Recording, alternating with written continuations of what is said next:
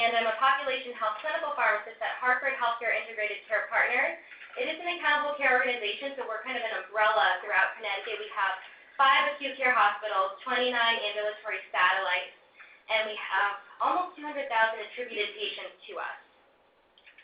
So part of my role is visiting patients in their homes, the high-risk patients that have options, basically patients that have room for deprescribing. So a lot of my recommendations that I make to the physicians are to deprescribe opioids, benzodiazepines, and other drugs that they may not need anymore.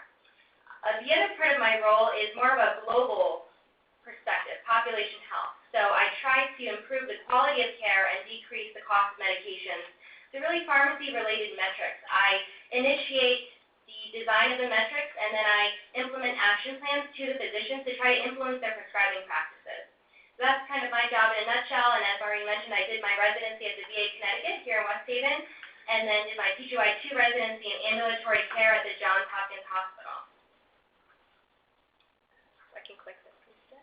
Okay, perfect. So today I'm going to be talking about antibiotics and diabetes. So kind of trying to merge these two ideas together. So the objectives are kind of a mishmash of topics here. First, I'm going to briefly describe empiric treatment for diabetic foot infections. I won't go into too much depth because Carrie did a great job talking about the options we have for antibiotics. After that, I'm going to shift and talk about a certain class of antibiotics that have been shown to cause a swing in blood sugars, particularly hypoglycemia. Then I'm going to shift and talk about medications that we commonly use to treat diabetes that can actually lead to infections as part of their side effect profile. And then lastly, I'm going to talk about drug interactions, since every pharmacist loves to talk about drug interactions, so can't forget about that. So first, I just want to start off by talking about the link between hyperglycemia and infection risk. Patients with diabetes have higher sugar levels, and that in turn weakens their immune system. And there have been studies looking at the mechanism behind this. So we have in our bodies these infection-fighting peptides called beta-defensins. And the problem is that in the presence of high sugars, there is less ability of beta-defensins to do their job to fight against bacterial, viral, and fungal infections. And the mechanism behind that is that the high sugars lead to an increase in these destructive molecules called dicarbonyls. These molecules hamper the ability of the beta-defensins to do their job. They hamper the ability by about half. So patients with diabetes are already at higher risk of having a weakened immune system and therefore more susceptibility to infections. The other issue is that patients that have high sugars, the patients that have diabetes, have more adverse outcomes when they are infected. And that could be even if their blood glucoses are minimally elevated, they are already at increased risk of having adverse outcomes. And not necessarily higher mortality, but longer hospitalizations and more complications. So these are the common infections that we see in patients with diabetes. Skin and soft tissue infections, really could be anywhere on the skin, but most commonly the feet. And the reason for that is because diabetic patients often develop peripheral neuropathy. The high sugars in their body lead to damage to the nerves throughout the body, but particularly in the extremities, so the feet.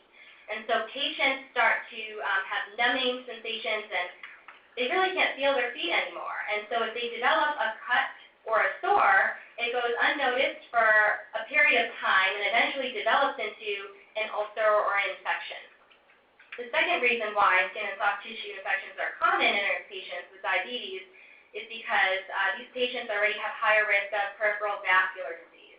So there's narrowing of the blood vessels, the blood that travels to the feet. So there's less oxygenation and less circulation there in the lower extremities. So these patients are at higher risk of getting diabetic foot infections. If these infections progress to the bones, then it's considered osteomyelitis. Urinary tract infections are also a common problem in our diabetic patients. And the problem with our UTIs, in particular pyelonephritis, as an offset of urinary tract infections, is it induces insulin resistance. So when our patients develop pyelonephritis, it becomes more difficult for us to control their blood sugars during that time. And lastly, ears, nose, and throat. Ear infections are very common. Ear infections with Pseudomonas. Patients present with severe ear pain and otorrhea. So I'm going to start by talking about the diabetic foot infection briefly, just empiric treatment. So the estimated lifetime risk of a patient with diabetes developing a foot infection is 15 to 25%, which is significant. That's why I wanted to cover this type of infection, before talking about the drugs later on in the presentation. So when a patient with diabetes presents with a wound, we always need to assess for the possibility of an infection. It may not be clinically infected, but we want to assess the patient on 3 levels. We want to look at them as a whole to look for systemic signs of infection. We want to look at their affected limb in its entirety to look for signs of arterial ischemia or venous insufficiency or any biochemical problems that might be present. And then we want to look at the wound itself on the foot. And there must be at least 2 clinical signs of inflammation, which is considered redness, warmth, pain to the touch, or purulence, which is a thick, pus-like secretion. The patient has to have at least 2 of these signs in order for it to be considered a clinically infected wound. So some patients with diabetes have chronic wounds, but they are not clinically infected, so we need to assess for these things.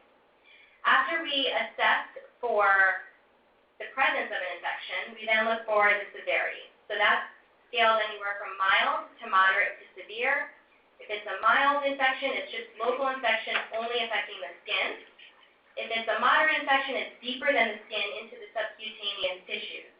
And if it's a severe infection, there are systemic components. So we think of the SIRS criteria, or systemic inflammatory response syndrome. So looking for abnormal body temperature, looking for a heart rate that is too high, greater than 90, a respiratory rate that's greater than 20, or a white blood cell count that's not normal. It could be less than 4,000 or greater than 12,000. So typically when we think of infections, we're thinking about having an elevated white blood cell count or leukocytosis. But patients that have infected wounds may not have leukocytosis. So the absence of leukocytosis does not rule out a diabetic foot infection. So that's something to keep in mind. What are the risk factors for acquiring a diabetic foot infection? One would be a wound with a positive probe to bone test. This is when the physician uses a probe and basically tries to tap the ulcerated lesion. And if that probe hits the bone, then it's considered a positive probe to bone test and is suggestive of osteomyelitis. Ulcers are also a risk factor. About 85% of lower extremity amputations are preceded by an ulcer. So we need to monitor patients with diabetes that have ulcers very carefully. Traumatic foot wounds, peripheral vascular disease, this is probably the most important risk factor because of that decrease in blood flow to the extremities, including the feet. Loss of protective sensation, this comes from the neuropathy. So when patients lose a sensation in their extremities, they are numb, tingling sensations. And renal insufficiency, this risk factor is a little bit strange, not one we would think of right off the bat, but renal insufficiency, in particular dialysis, can increase the risk of acquiring a diabetic foot infection. And there's several reasons for that. They've looked at these in several trials, and they've found that dialysis patients are often going to the dialysis center several times a week. They're on the bed for several hours, and their toes are impinging on the bed, and they can in turn develop an ulcer. Also, dialysis patients tend to have more hemodynamic changes, large shifts in their fluid status that can lead to dizziness and postural hypotension. They can fall, and that can cause trauma to their foot. They also can have decreased oxygenation to their tissues. And they've also been found to be less reliable in terms of following up with their podiatry appointments, less likely to inspect their feet, and more likely to engage in risky behaviors, so basically walking barefoot. So the dialysis patients we really need to keep an eye on. So we need to assess for treatment. Is the wound clinically infected? Are there at least 2 signs of inflammation or purulence? If there are, then we want to start empiric treatment with an antibiotic. Ideally, we'd like to get a culture to try to see what the organism is prior to seeing, having it influenced by the antibiotic. If the wound is clinically uninfected, so there's not at least 2 signs of inflammation or purulence, there could still be a wound, but it may not be infected. The IDSA guidelines recommend against starting an antibiotic. This is somewhat controversial. When I used to round with the ID team and the Gen Med team at Hopkins and at the VA, we would sometimes get into battles about this because some people would bring up this concept that giving an antibiotic, even if the wound is not infected, could reduce the bioburden or the number of bacteria on the wound, which may facilitate the healing. And there's actually some experimental animal studies, animals that have skin grafts and burn wounds, that have supported that theory, but most of our published clinical trials have shown that giving an antibiotic does not improve outcomes for an uninfected wound. So knowing that, in addition to the fact that antibiotics can lead to antibiotic resistance, lead to adverse events, and cause financial strains in the patient, we reserve antibiotics for only clinically infected wounds. So once we establish that there is evidence of clinical infection, we want to look for risk factors and other key signs that might lead us in one direction or another for selecting an empiric treatment. So is there high risk of MRSA? Risk factors for MRSA include living in unsanitary conditions with close quarters, such as a jail cell, or living in a long-term care facility, being hospitalized, or having some kind of medical device like a catheter in place. In those cases, we might want to consider having anti-MRSA therapy as part of our empiric treatment. Has the patient received antibiotics in the past? If they have, we may need to be more broad in terms of our coverage. Usually, the organism is staph, but in patients that have received lots of antibiotics in the past, we may need to be more broad and cover for gram-negative. Are there risk factors for Pseudomonas? Pseudomonas loves warm areas and loves water. So does the patient live in a warmer climate? Are they around water a lot? Do they live in a long-term care facility? Have they been on antibiotics recently? This could increase their risk of Pseudomonas. And lastly, what is the infection severity status? Mild versus moderate to severe will indicate treatment. So this is kind of a summary of what I just mentioned. If the infection is mild to moderate, usually the organism is staph, so we can get away with more of a narrow treatment that just covers gram-positive. If it's a severe infection, we do need IV antibiotics and we need more broadened therapy. If there are risk factors for Pseudomonas, we want to cover for Pseudomonas. And if there's history of MRSA or risk factors of MRSA, then we want to cover for MRSA. I'm not going to go into these in depth because Carrie went over the antibiotics specifically by class. So this is just a snapshot from the IDSA guidelines. They classify treatment based on mild versus moderate to severe. So basically, for mild infections, oral antibiotics are sufficient. We don't need IV. Oral has enough bioavailability to treat these infections. And the most common organism we see is staph. We could see strep as well. So we have in bold here are the agents that have been most commonly used in our clinical trials, but we can use any of these agents here. So cephalexin is a popular option, Augmentin. I often see clindamycin because it does have some anti-MRSA activity. If the patient is suspected of having MRSA, so if they have a history of MRSA or they have risk factors for MRSA, then we would want to cover for MRSA. But we don't need to give an IV drug for this. An oral would be fine. So our oral drugs for MRSA could be doxycycline or Bactrim. For moderate or severe, so some moderate infections we can get away with giving oral antibiotics, but the majority of moderate infections we do need IV treatment. For all severe infections, we need IV treatment. These are some of our options here. We have ertapenem, which is our big gun carbapenem class, and we have fluoroquinolones. Again, you can choose any of these agents here. It's based on the organism, so if the patient is suspected of having Pseudomonas, we would give an anti-pseudomonal drug. Zofin is the most popular option. Oftentimes, patients come to the ED. Physicians don't know which organism they could have, what their risk factors are, so oftentimes the patients are started on Zofin and vancomycin. Not just for diabetic infections, just for a lot of infections I see in general. And so for moderate to severe, if MRSA is suspected, vancomycin is our agent of choice, but we do have two alternatives. We have linezolid or daptomycin. If there is suspicion that the infection is polymicrobial, we may need to add other agents. So vancomycin to cover for MRSA, and then an anti-pseudomonal agent. So we could use Zofin, or we could use one of these cephalosporin. So we have ceftazidime, which is the third-generation cephalosporin, cefepime, which is the fourth-generation cephalosporin. These cephalosporins cover for Pseudomonas, so they could be options in this scenario. Now you'll notice that ceftaroline, which is our fifth-generation cephalosporin, is not listed here. It does cover for Pseudomonas, and it is approved for skin and soft tissue infections, but the trials for diabetic foot infections did not include ceftaroline, so they are not technically approved for diabetic foot infections with Pseudomonas. With MRSA. Duration of therapy, if it's mild, usually 1 to 2 weeks is sufficient. If it's moderate to severe, 2 to 3 weeks. Now, often what happens is the patient is prescribed a fixed duration of an antibiotic, and that can lead to an insufficient course for treatment or an unnecessary prolonged course.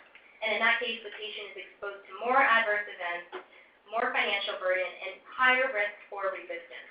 And there's no evidence to support giving an antibiotic in order to close the wound or to prevent a recurrent infection. So we only want to use the antibiotic until the time that the clinical symptoms resolve. Once the clinical signs and symptoms are resolved, we want to stop that antibiotic. I'm now going to transition into a totally different topic here. I'm going to talk about a class of antibiotics that have been known to cause blood sugar swings. There are several classes that have shown to cause some blood sugar swings, but there's one class in particular that has surfaced as the riskiest. Does anyone have a guess? I know the slides are in front of you, but if you haven't seen them yet. Yes. So this kind of tags along with what you were mentioning, Carrie, to reserve fluoroquinolones only when we need them. So we do have established data that has shown that there are several classes of antibiotics that can cause these swings in blood sugar, which can actually be very dangerous in our patients with infections, especially our elderly patients who are already on insulin therapy or sulfonylurea, because they're already at higher risk of hypoglycemia. Fluoroquinolones have surfaced, and one of the reasons I think they've surfaced is because they're used so commonly in our patients with diabetes. They're used for diabetic foot infections. They're used for community-acquired pneumonia and urinary tract infections. So with their increased use, we've noticed more of these rare but serious side effects surfacing, like the tendon ruptures and QTc prolongations and dysglycemia, which are severe blood glucose abnormalities, severe hypoglycemia, or severe hyperglycemia. This is actually the reason why gaticloxacin was removed from the market in 2006, because of the severe blood glucose changes that patients were experiencing between hypo and hyperglycemia. So there was a recent pivotal study in 2013. This was completed in Taiwan and published in Clinical Infectious Diseases. They looked at the use of fluoroquinolones in patients with diabetes to assess for the chance of dysglycemia. There were about 80,000 patients that they looked at. They looked for patients that had a new prescription for an antibiotic in one of these three classes: fluoroquinolones, second-generation cephalosporins, or macrolides. They excluded patients that were on an antibiotic within the last 6 months and patients who were currently on IV antibiotics. They used macrolides as a control group rather than using no antibiotic as a control group, because at that time there had been no evidence of macrolides causing dysglycemia. So those served as the control group, the control arm. They looked at ED visits or hospitalizations for dysglycemia within 30 days of starting the antibiotic therapy. And they defined dysglycemia as hypoglycemia that was severe enough to necessitate IV dextrose, or severe hyperglycemia that was severe enough to require IV insulin. And these were the results that they found. The absolute risk or incidence of hypoglycemia and hyperglycemia per 1,000 people is outlined here in this table. And as you can see, patients that were on fluoroquinolones were more severely affected, more likely to have hypoglycemia or hyperglycemia, but in particular, hypoglycemia. So this was a class effect among all of the fluoroquinolones, but it did vary based on the specific fluoroquinolone. moxifloxacin had the greatest risk, 10 patients out of 1,000 patients. Levofloxacin 9.3 and ciprofloxacin 7.9. And as you can see, these numbers are much higher compared to macrolides and cephalosporin. So they did conclude that fluoroquinolones as a class effect do have a higher risk of dysglycemia, in particular hypoglycemia. And although this risk was low, 10 per 1,000 patients, it's still something that we need to keep in mind for our patients that already have history of having dysglycemia. If the culture comes back and is susceptible to other agents, for example, beta-lactams or macrolides, we may want to err on the side of caution and go with one of those drugs. So we want to consider the higher risk when treating diabetic patients with fluoroquinolones, particularly with moxifloxacin. I'm not sure if this is something either you, Carrie or John, have seen in your practice. It's hard, I've seen a lot of patients with diabetes that are on fluoroquinolones, and they often do have blood sugar swings, but it's hard to tease out if it's from the infection itself, if it's because they're eating less, because they're sick. Yeah, I hardly ever use quinolone, so. Okay. But the consults I do get, it's always hard to tell whether it's from the drug or the fact that they're somewhat unstable and infected, and that in itself can give you hyperglycemia. Right. And if they're on insulin or if they have comorbidities. So what this study did find is that across all of the drugs, patients that had comorbidities like CKD or patients that were on insulin or sulfonylurea therapy were more vulnerable to these severe glucose abnormalities. But this was a class effect. Yes. We have a paper on this. We did it at the VA, and we only found the association with the sulfonylurea, not on insulin, in our small little study in Providence. Thank you. Okay. So now I'm going to transition to a totally different topic now, talking about some medications that we commonly use to treat diabetes that can actually lead to infections as part of their side effect profile. These are the three classes that I'm going to talk about. Dipeptidyl peptidase 4 inhibitors, or DPP4 inhibitors. These are drugs like Onglyza, Januvia, which is sitagliptin, saxagliptin. Our GLP-1 agonists, which are the glucagon-like peptide 1 receptor agonists. These include Victoza, Bydureon, Byetta. And lastly, our sodium glucose cotransport 2, or SGLT2 inhibitors. These are the newest diabetes drugs that came to market a few years ago in Makana, which is canagliflozin, dapagliflozin, and pasogliflozin. Before I talk about the mechanism behind these drugs that can lead to infections, I want to talk about their place in therapy. This is a snapshot from the 2017 ADA guidelines that just came out in January. And they're not too different, actually, from the guidelines last year, and not too different from AACE guidelines. As you can see here, the DPP4 inhibitors, SGLT2 inhibitors, and GLP-1 agonists can be used as part of a dual therapy regimen with metformin, or as part of a triple therapy.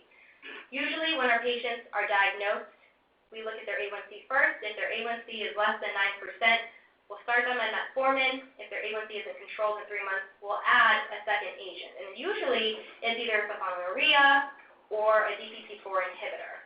We usually don't add the GLP-1 agonist right away because that is injectable. But I just wanted to point out that these drugs are very common and are acceptable at any stage, really, dual or triple therapy as part of our regimen. These SGLT2 inhibitors are newest to the market, and their claim to fame is that they've shown to have cardiac benefits. They can improve cardiac benefits, so reduction in cardiovascular-related mortality and cardiovascular-related deaths, reduction in cardiovascular-related hospitalizations. And these are the three drugs we have here: Invokana, Farxiga, and Jardiance. The mechanism is pretty cool for these drugs. They work on this transporter in the kidney. It's the SGLT2 transporter, which is right here. This transporter is responsible for reabsorbing glucose into the body. So these drugs inhibit this transporter, and that leads to glucose being dumped out into the urine. That dumping out into the urine is also associated with weight loss in the form of glucose, which is calories. So this class of drugs can cause some weight loss. And it's also associated with glucose-induced osmotic diuresis. So some patients can experience a decrease in blood pressure, which can be beneficial in some of our patients with uncontrolled hypertension. The problem, though, is that the glucose now is going through the lower urinary tract, and it's increasing the risk of a urinary tract infection or a vaginal infection or a genital infection in general. So that is the biggest caveat to using this class of drugs. And in 2015, I remember this came out when I was a resident at Hopkins, and all the physicians were really nervous about this and wanted to put a hold on using these agents because the FDA had to revise their labels because of these case reports that were coming out with patients experiencing urinary tract infections and genital infections. There were actually 19 cases of urosepsis and pyelonephritis that were preceded by UTIs in these patients.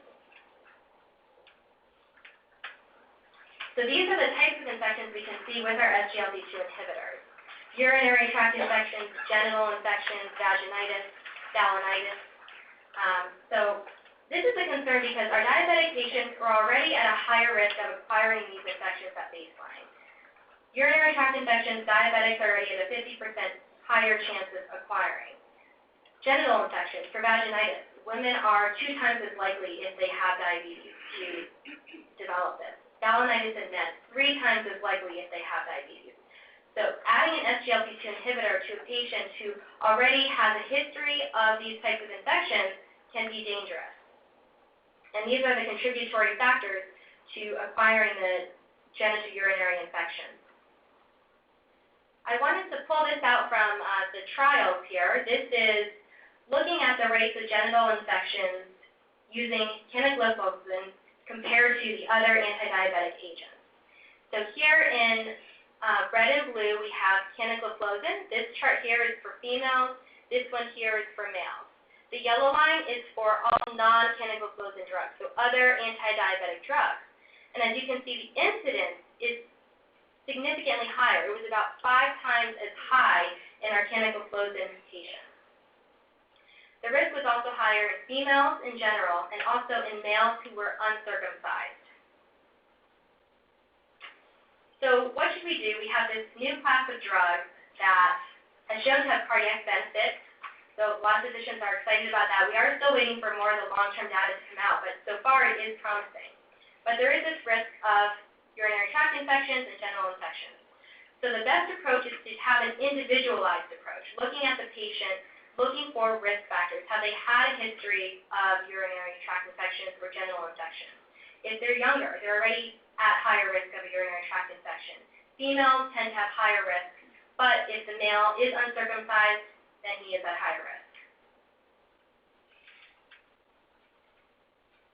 Now I'm going to transition to our DPP-4 inhibitors and GLP-1 agonists. I like to group these together because their end effect is very similar, and I'm going to explain why that's similar. But our DPP-4 inhibitors include Januvia, Onglyza, Tradjenta. We have our GLP-1 agonists, which are injectable. They do improve A1C slightly more than our DPP-4 inhibitors. We have Byetta, Bydureon, Victoza, Trulicity, Tanzium, and Adalimumab. Victoza is now FDA approved for weight loss. So patients that are BMI greater than 30, BMI greater than 30 are patients that are classified as obese. BMI greater than 30. Thank you. So first I want to talk about the mechanism of these drugs before I talk about their risk of causing infections. So as I mentioned, GLP-1 agonists and DPP-4 inhibitors have the same net effect. GLP-1 is an incretin hormone that's produced by our gut when we eat really fatty foods, foods that have high carb, protein, or fat amounts. GLP-1 is a great hormone because it stimulates more insulin secretion from the beta cells in our pancreas. It suppresses glucagon secretion. Glucagon is what increases our sugars. It slows gastric emptying, and it promotes satiety. So there's actually receptors in the brain that it targets to help us feel full longer. So GLP-1 is a great hormone to have, and that's why we give GLP-1 agonists to mimic that incretin hormone to get more of these effects. DPP-4 is what degrades GLP-1. So it causes GLP-1 to become inactivated. That's why we give DPP-4 inhibitors to prevent DPP-4 from degrading the GLP-1 so that there's more GLP-1 hormone in our body to do these effects that we like to see. Now, the flip side, though, to GLP-1 is that it can affect beta cell differentiation. It can cause some apoptosis of cells, and it actually suppresses inflammatory cytokines of our T cells. So we need our inflammatory cytokines to mount responses to infections. This leads to our risk for upper respiratory tract infections, which are common but less severe infections. So their chance of causing these types of infections are about 5%, but they are less severe types of infections. Nasopharyngitis, acute bronchitis, pharyngitis, sinusitis, rhinitis. There have been studies looking at this class effect, and this meta-analysis in particular cross-referenced a lot of studies and looked at the side effect profiles of all the anti-diabetic agents in those studies. And they found that DPP-4 inhibitors had a significantly higher risk of urinary tract infection. This is the reported odds ratio. So here it was 12.3. As you can see, the other ones here are about 1. In the trials, they found that it was difficult to differentiate the cause of the upper respiratory tract infection, whether it was from nature or bacterial or viral or fungal. But in general, the risk was about 5%.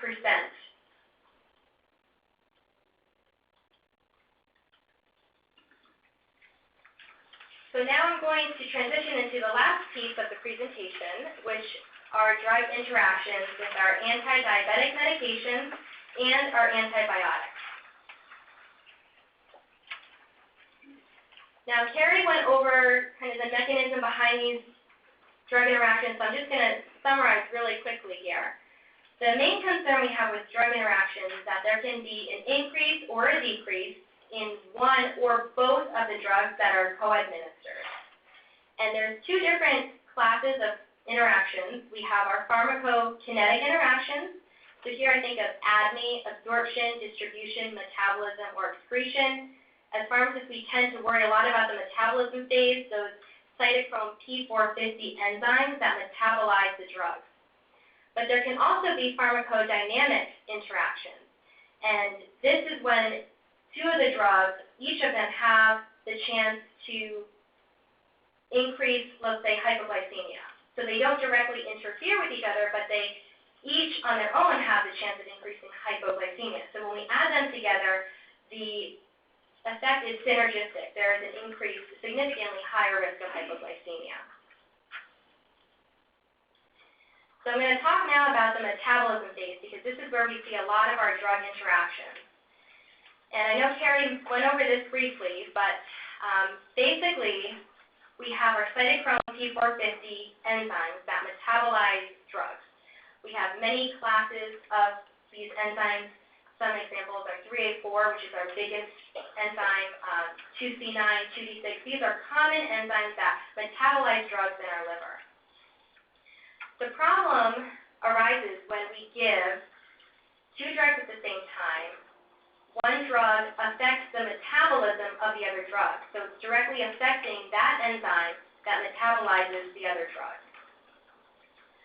So, for example, here we have glipizide, which is a 2C9 substrate. That means it's a substrate of the 2C9 enzyme. Glipizide requires 2C9 in order to be metabolized. Bactrim is a 2C9 inhibitor, so it is inhibiting the enzyme that metabolizes glipizide, and that leads to increased levels of glipizide in the body. So we're going to see potential for increase in hypoglycemia. We could look at it the reverse way.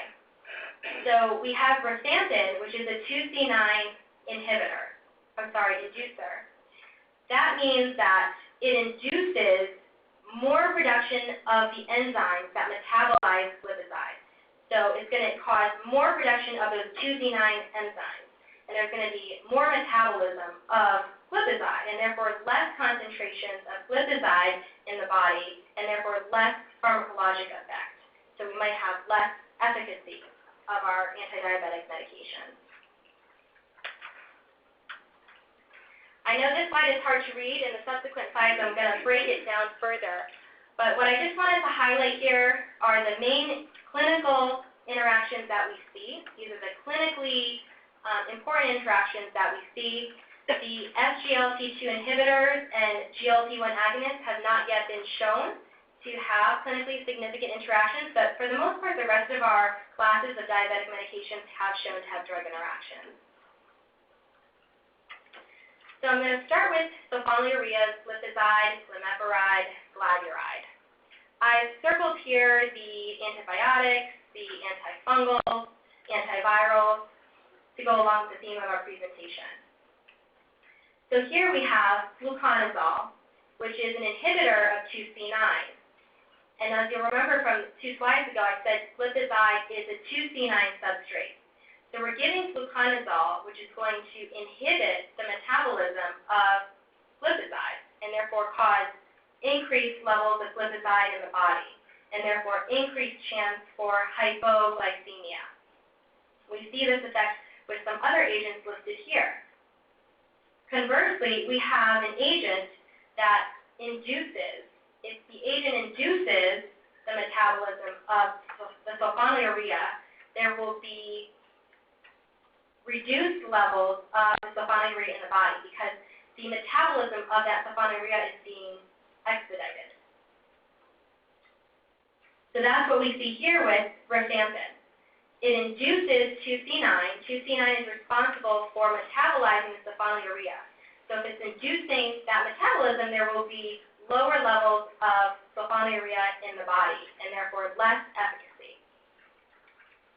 Does that concept make sense? Okay. Now, metformin, we don't really see clinically significant interactions. You'll notice here this says minor for clinical relevance. And if we put these into Micromedics and Lexicon, which are the resources that pharmacists like to use, it doesn't even come up as an interaction. So typically with metformin, I don't think about antibiotics interacting with this agent.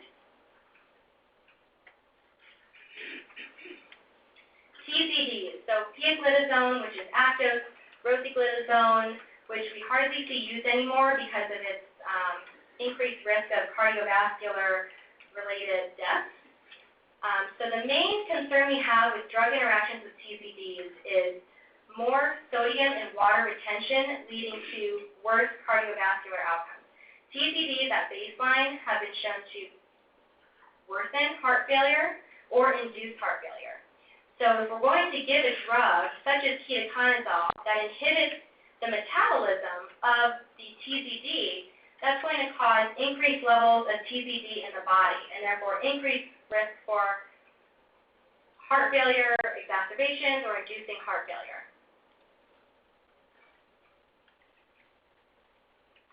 And lastly, with the DPP-4 inhibitors, we have, for the antifungals, antivirals, antibiotics, only saxagliptin is effective. So saxagliptin is affected by these agents here. Ketoconazole inhibits 3A4. Saxagliptin is metabolized by 3A4. So there will be increased levels of saxagliptin in the blood. Then we have other agents down here, such as clarithromycin, that induce 3A4. That means the metabolism of saxagliptin will be induced, and there will be reduced levels of saxagliptin in the blood. These are considered moderate interactions.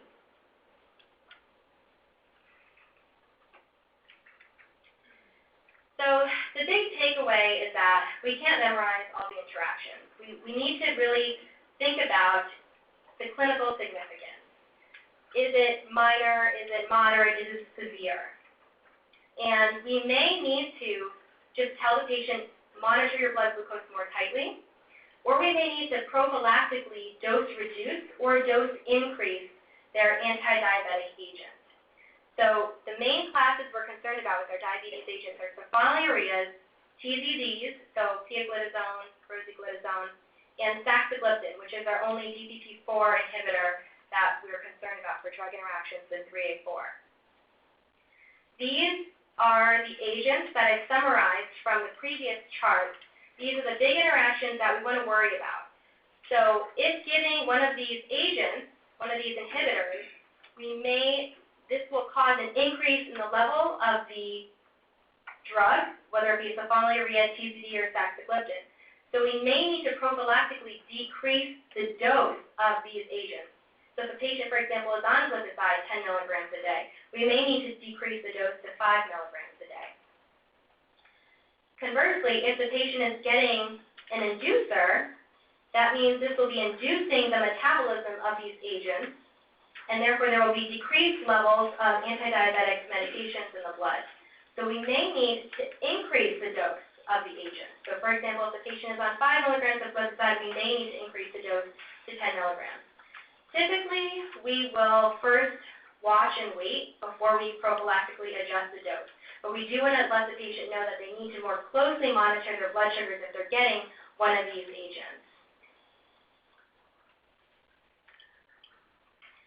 And so I also wanted to bring up polypharmacy because this is a common issue that we see in patients and especially in our elderly population. Okay. Polypharmacy is defined in many different ways. Some people define it as having at least a certain number of medications, at least 8 meds or at least 15 meds, depending on what study you look at. Other people think of polypharmacy as having more than one pharmacy. But the way I learned polypharmacy is being on any drug that's unnecessary. Even if that's one drug, if it's unnecessary, we consider that polypharmacy. Polypharmacy leads to more drug interactions, more adverse events, and more financial burden on the patient. This is extremely important in our elderly patients who are now at a higher age. They have a reduced organ function, so the ability of their liver to metabolize drugs is reduced. Their ability for eliminating drugs through the kidney is reduced. So we have a decrease in metabolism and elimination of drugs. If we're adding to that whole mess drug interactions, that is going to further compound this risk of toxicity.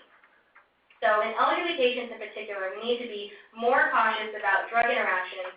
Our elderly patients with diabetics are already often getting hypoglycemia from their regimens, if it's from the insulin or sulfonylurea. Adding the drug interaction can significantly worsen this, and I've often seen elderly patients admitted to the hospital because of drug interactions, because they were already borderline hypoglycemic, and an antibiotic was added, which just made them plummet. So this is something to keep in mind. Also, increased fall risk due to hypoglycemia. Our patients who are already on insulin or sulfonylureas are already at increased risk of falling, so if we're going to add a drug to that mix that's going to further increase the risk of hypoglycemia, that will further increase their fall risk. Okay, Thank you so much, Maureen. Good morning, everyone. Good morning. Wonderful, everybody's awake, just had their